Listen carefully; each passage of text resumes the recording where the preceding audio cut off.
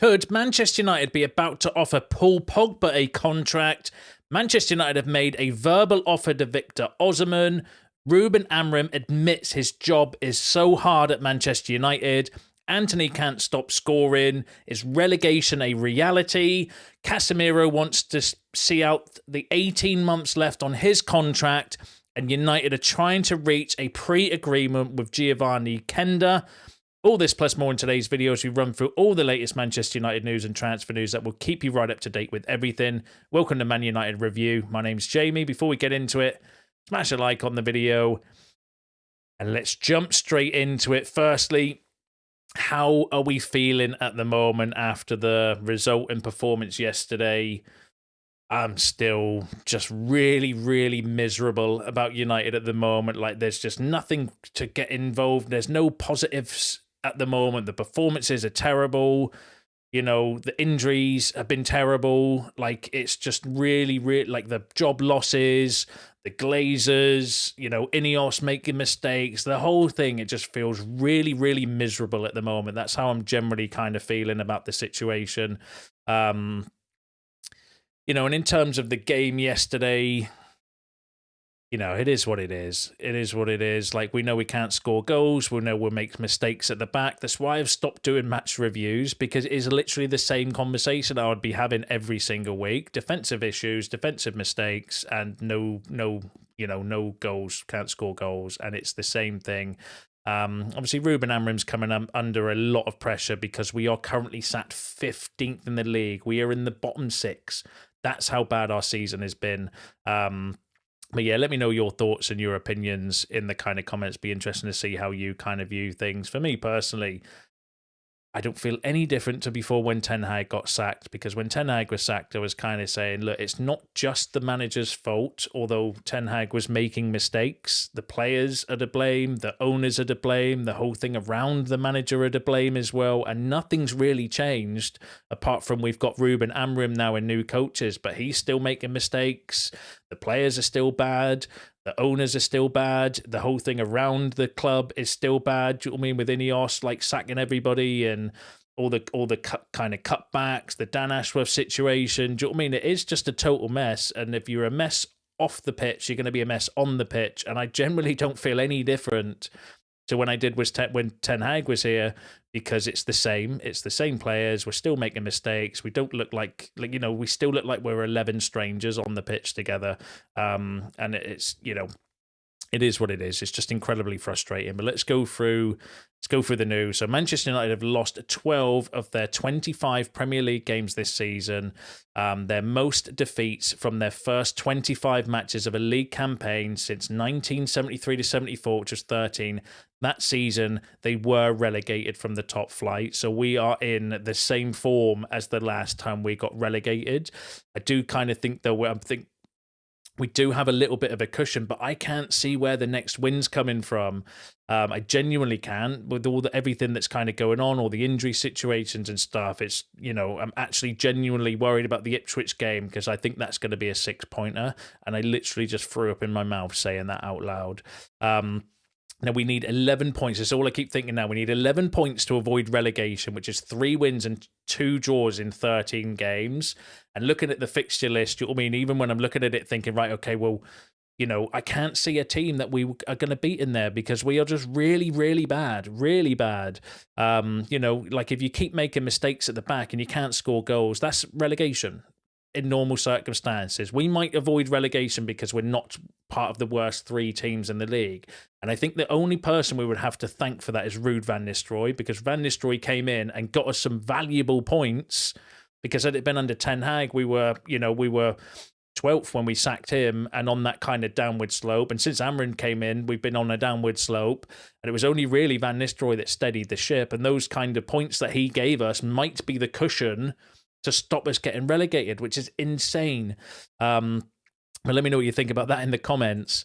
Gary Neville, after the game, said a lot to say, but I just wanted to pick up one of the things that he said, which again is a big issue. And I would say that every Tottenham player, barring one, is better than every single Man United player. It's not being emotional. We've gone past that now. It's just really sad. That's where Man United are at.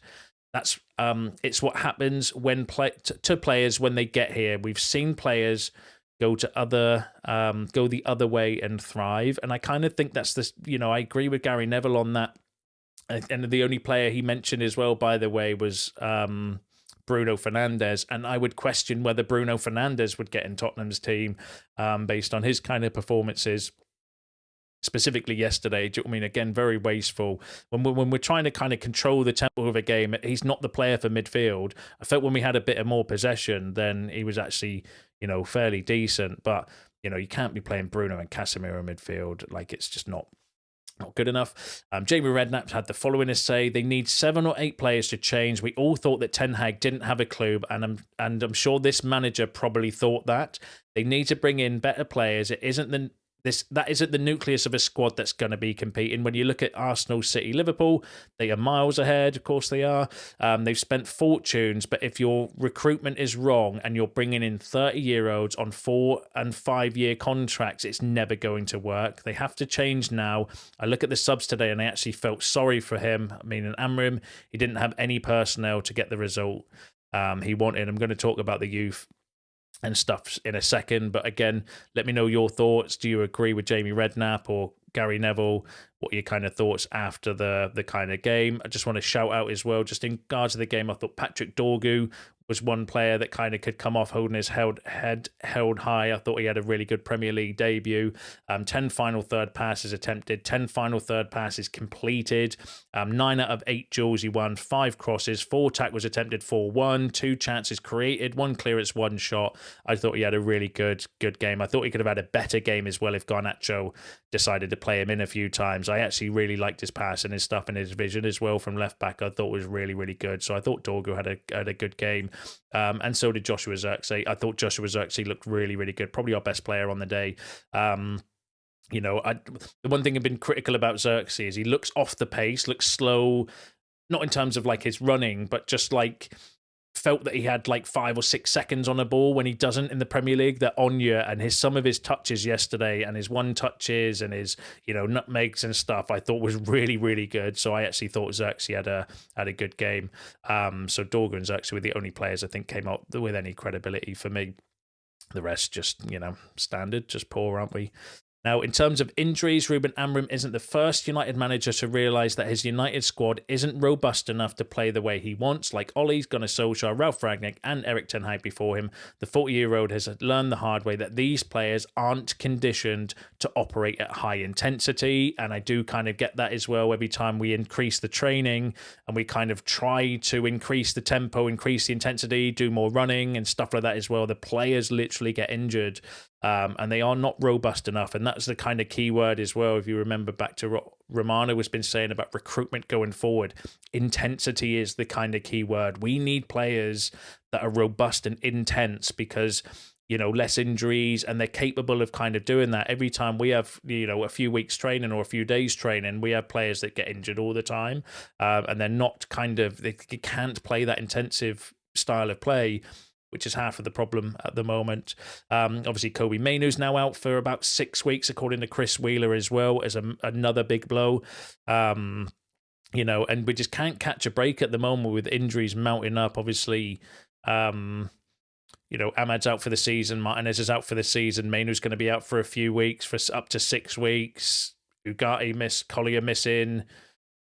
It just keeps getting worse, doesn't it? It just keeps getting worse in terms of United at the moment. Even Dan Gores got injured, went away on loan, played a couple of, I think, 2 appearances, and then he's been injured. So Dan Gores returned to Manchester United to receive treatment on a foot injury just 2 weeks after he left on loan to Rotherham. Gores believed to have suffered a hairline foot fracture during a training session. So we can't even catch a break with players, like young players, going out on loan. So Dan Gores returned injured. And in terms of the whole situation, Ruben Amorim had the following to say: we try everything to have the players fit. We always talk about my changes game by game. to have the players fit. I always asked for 1 week to prepare the game, and in that 1 week we lost players. It is a moment that everything is going wrong, and I do kind of feel for Amrin there, because he has been saying, I need, the whole point not the whole point, but we qualified in the top 8 for the Europa League in order to get like 2 weeks worth of training and no games like in between, and we've had 9 days to train, and literally, like Amrin said, and then I lost all of my players, or effectively, a lot of the first team squad have all man down and have all bailed out through injury or illness. I think there's a bit of kind of flu or stuff going around at United as well. That's why Yoro and Ericsson weren't involved in the squad, because they picked up an illness. So there must be something kind of going around at the moment as well. So I do generally feel sorry for Amarin there, because he's asked for this week's worth of training and it's just all gone to shit because all the players have dropped like flies, which is, what can he do about that?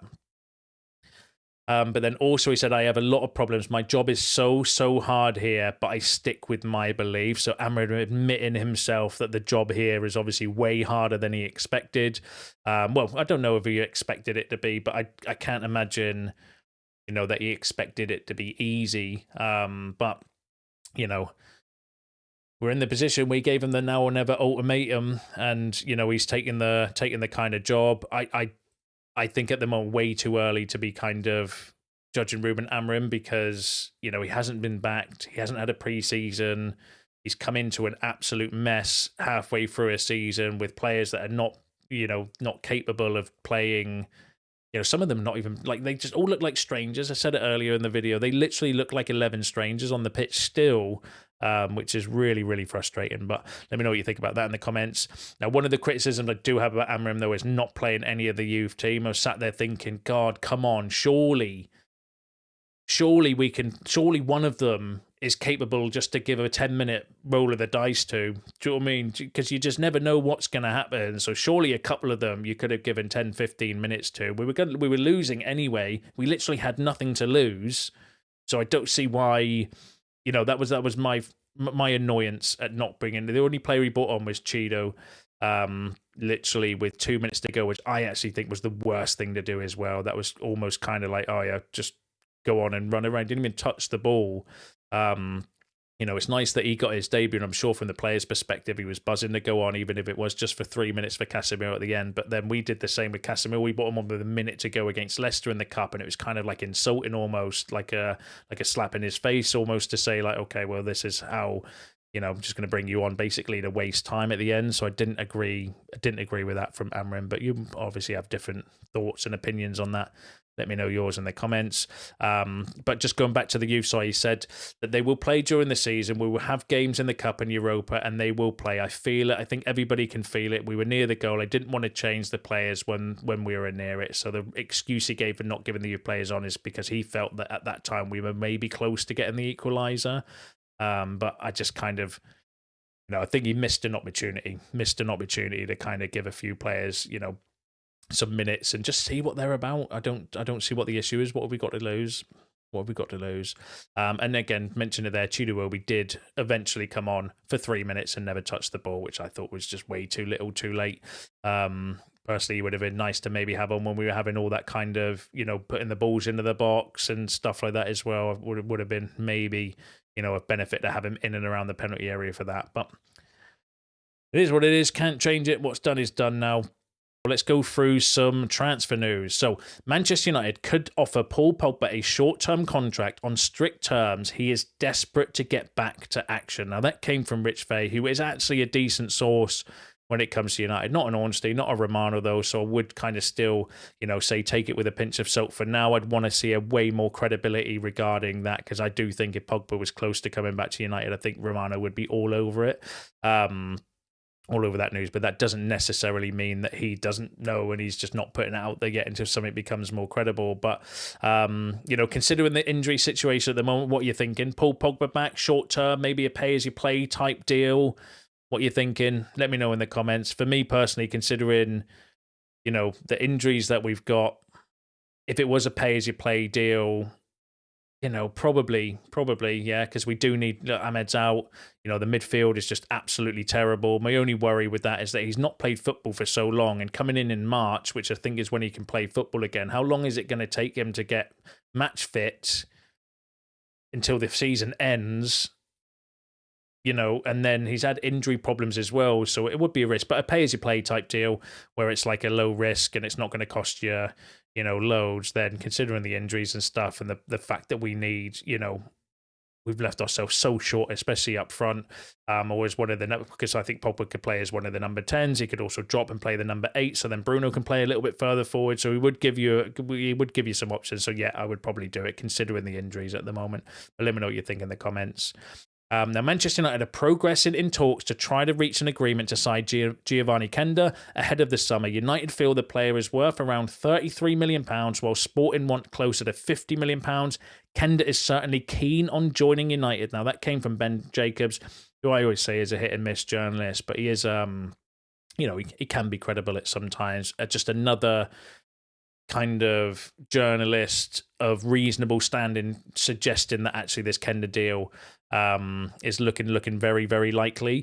£33 million, we can get him for £33 million. I think that would be a bit of a bargain. They want 50, so you're probably looking about 37, maybe to 40 with some add-ons will probably be the kind of deal. Looking at those kind of figures, because I always think, well, you meet somewhere in the middle, don't you? We want 30, pay 33. They want to ask for 50.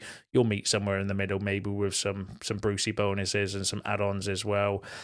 Close to trying to reach a pre-agreement though to sign him, so that's interesting. I'll keep an eye on it for you. Let me know what you think in the comments.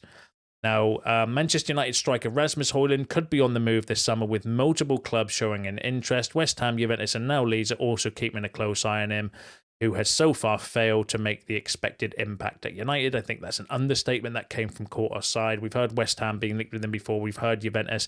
Interestingly, Leeds would now potentially be interested in Rasmus Højlund, who...